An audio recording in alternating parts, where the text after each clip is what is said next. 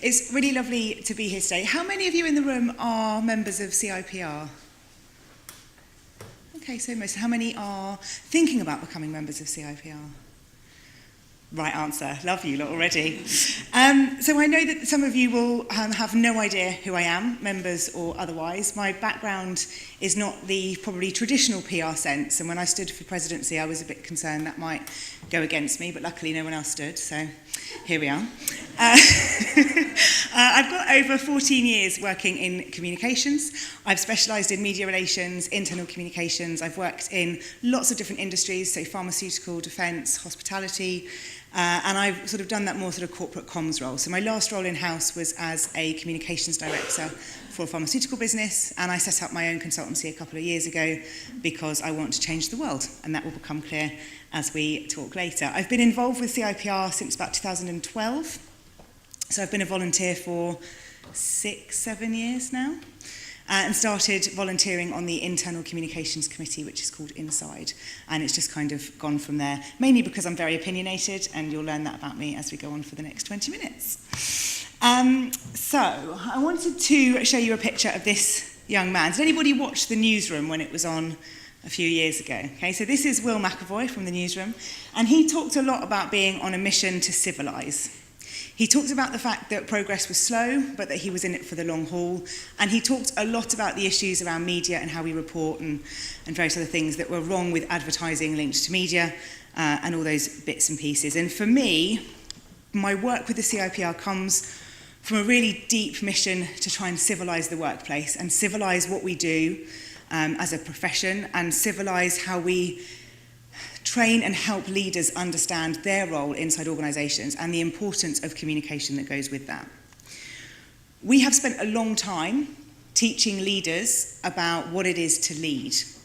And I do a lot of reading on this to help organisations understand the role of leadership, how it needs to fit to motivate and engage employees. What struck me recently was that nearly every book I'm reading tells a leader that to lead you have to change. You have to be the driver of change inside organisations. Is that what everyone else is reading? Yeah? Okay. And that, I think, has now created a huge change epidemic inside organisations and is making the communicator's job in that organisation really, really challenging. Because to me, a leader's job is not to change.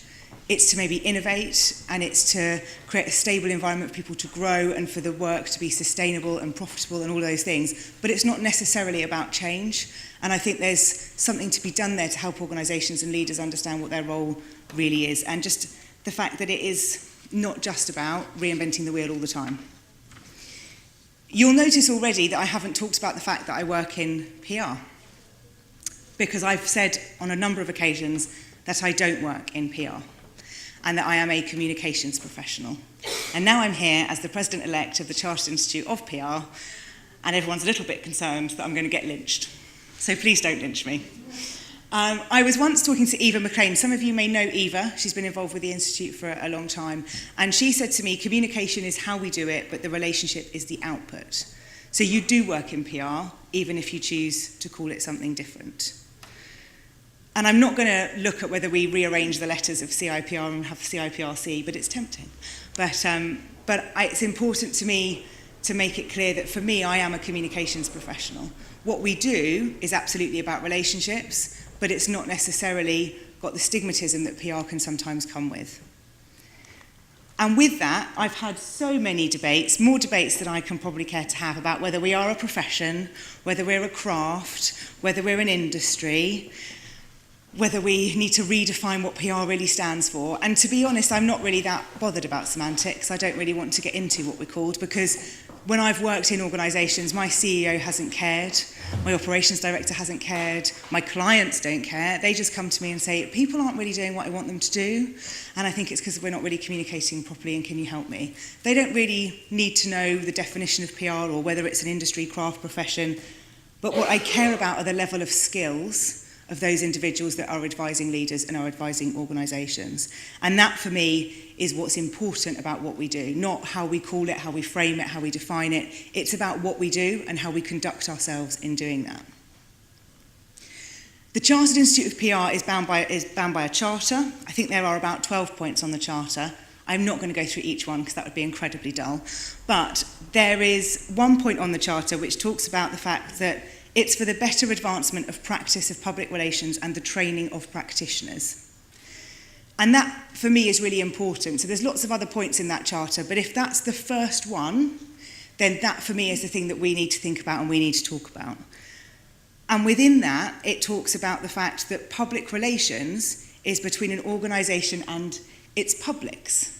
Not literally the public, which is what it has seemed to have been turned into. It's actually its publics. That is a group of people that are linked to an organisation, or a group of people that are associated to an organisation.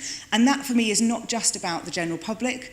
That's about making sure that your publics include your employees, your contractors, anyone that has a link to your organisation. I'd include unions in that, lots of other different stakeholder groups.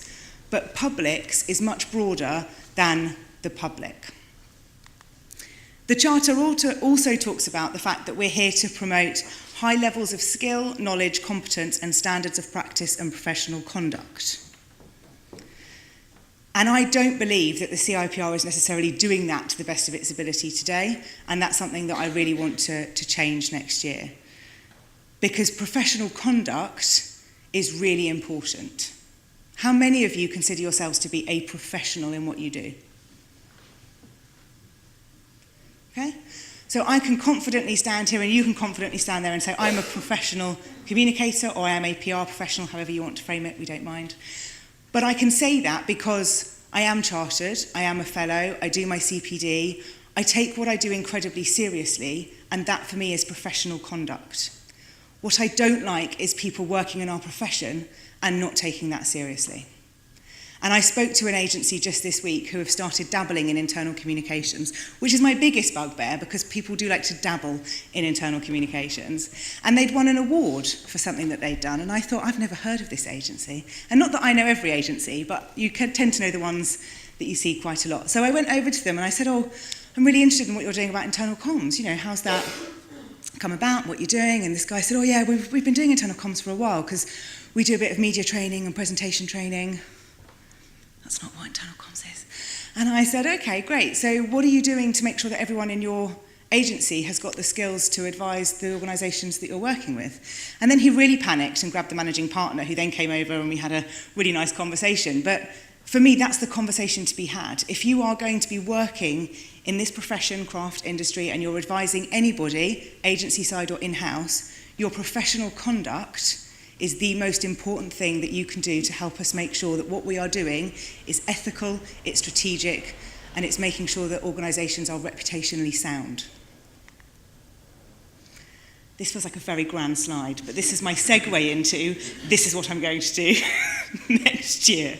But finding a president slide was just proving far too difficult, and I couldn't put Donald Trump up there.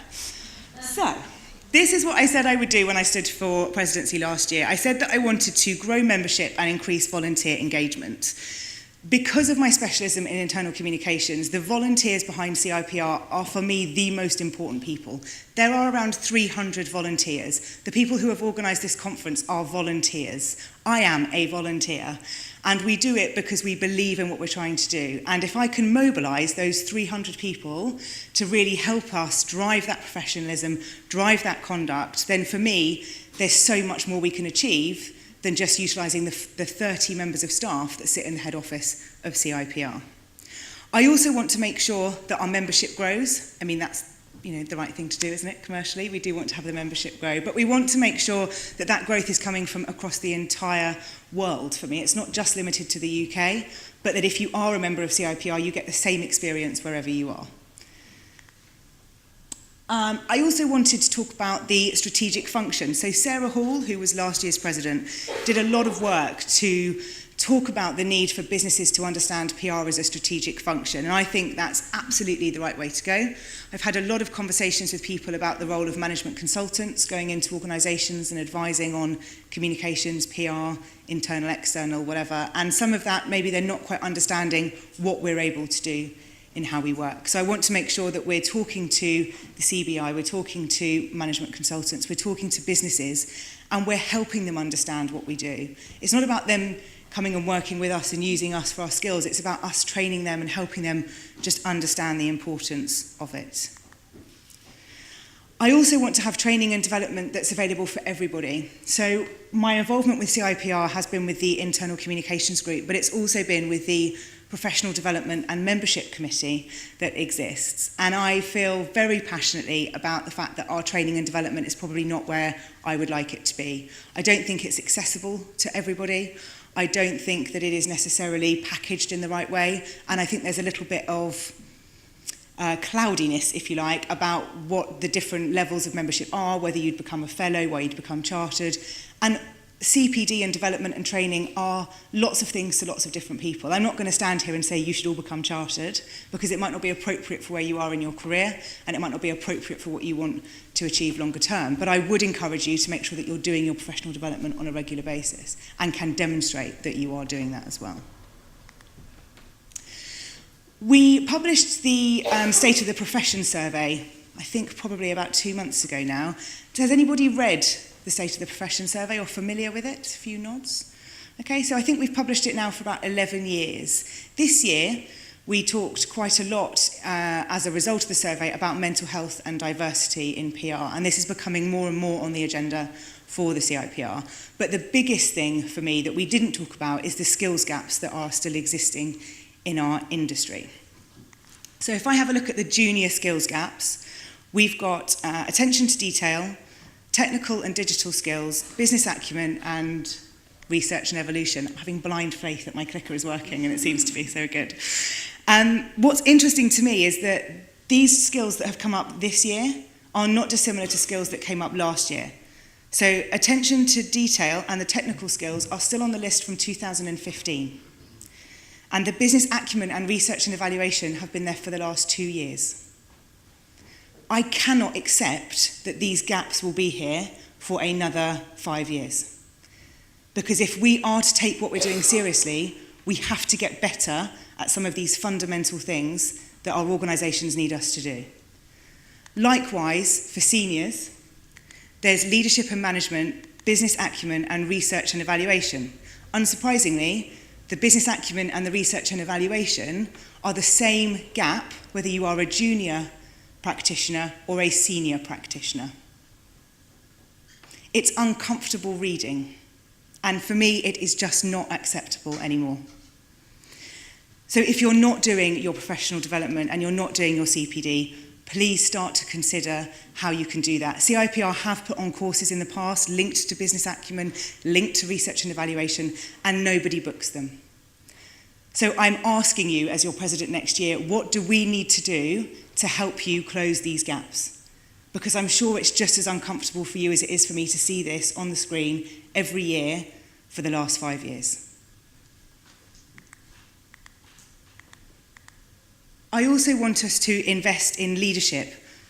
Line managers specifically are a growing area for us from a communications perspective and from a reputation perspective for our publics outside of the organisation. And if we don't invest in helping them understand what it is that's important about communication, then the problems we have inside organisations is just going to continue. I've recently done some research into the remote workers and how to communicate more effectively with them. And line manager skills is the one thing that does need to change. You can invest all you want in AI and voice and technology and all those wonderful things. If we don't help people understand how to communicate effectively, we are not going to change anything inside organisations. I also want to talk about workplace culture and fairness. So the unions have a huge impact on workplace culture, and in some places for me that is unacceptable. I've said that a lot today. And I really want to change that. You know, I've sat in drivers' mess rooms trying to do research into how to communicate with train drivers, and people wouldn't come and talk to me because it was their personal meal break. And they'd cut the wires on digital screens that were being used to help them communicate across the business. And that's all driven by a culture of fear, and for me, a culture that just shouldn't exist in a workplace today. So that's my next piece of research, which I'll be doing, and will form part of some of the insight that I'll bring next year.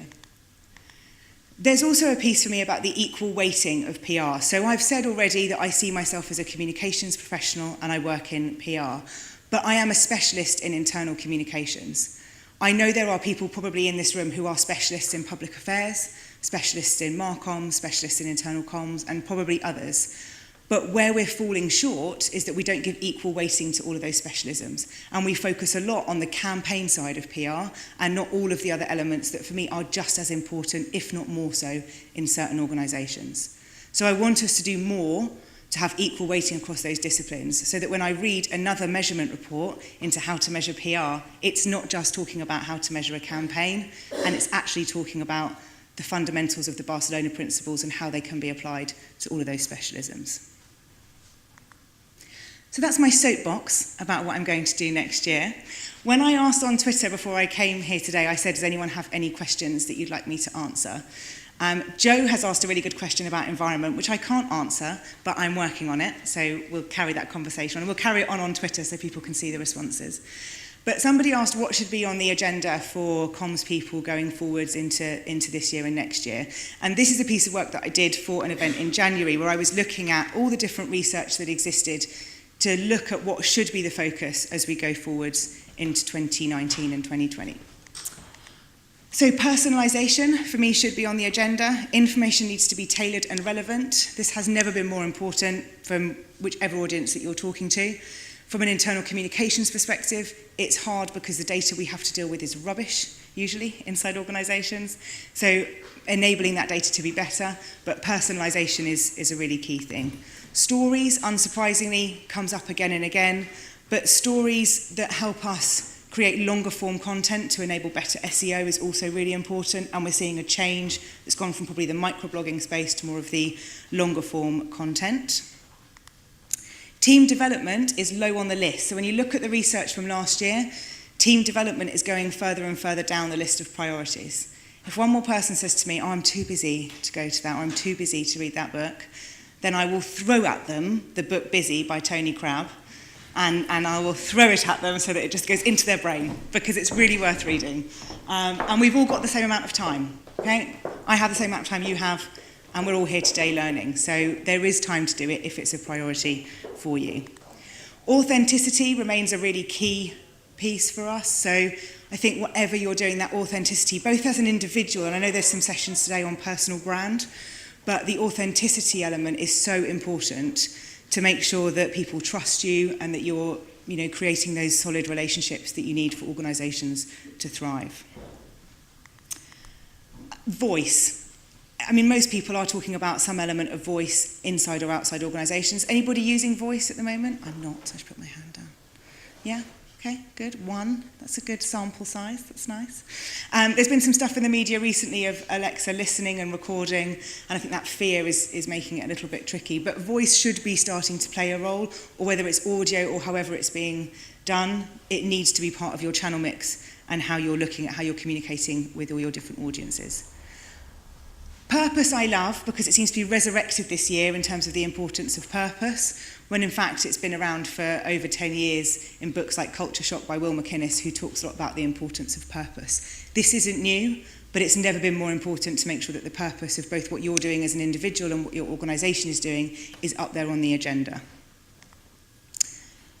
Leadership, I've touched on quite a lot already, but making sure that they are equipped to respond is really important. And the recent research from Edelman's Trust Report, does anyone read the Edelman Trust Report? Yeah, excellent.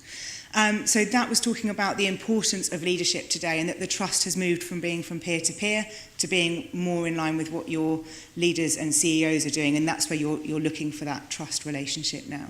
And in fact, when Richard Edelman spoke at Davos, he said that your employees should be more important than your shareholders and your customers. So leadership is definitely on the agenda.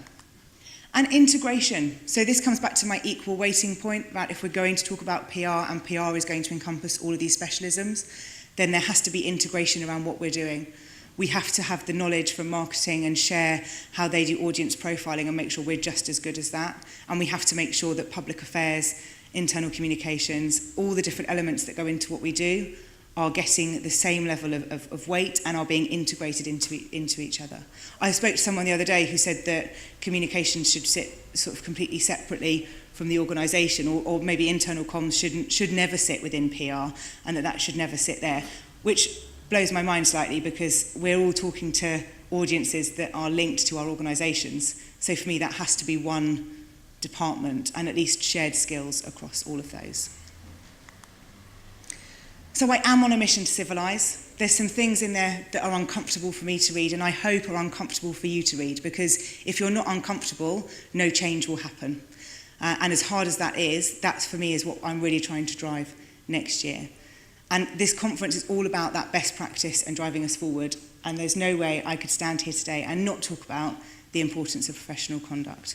I am on a mission to civilise. I hope you will join me on that mission and really make a difference in your organisations.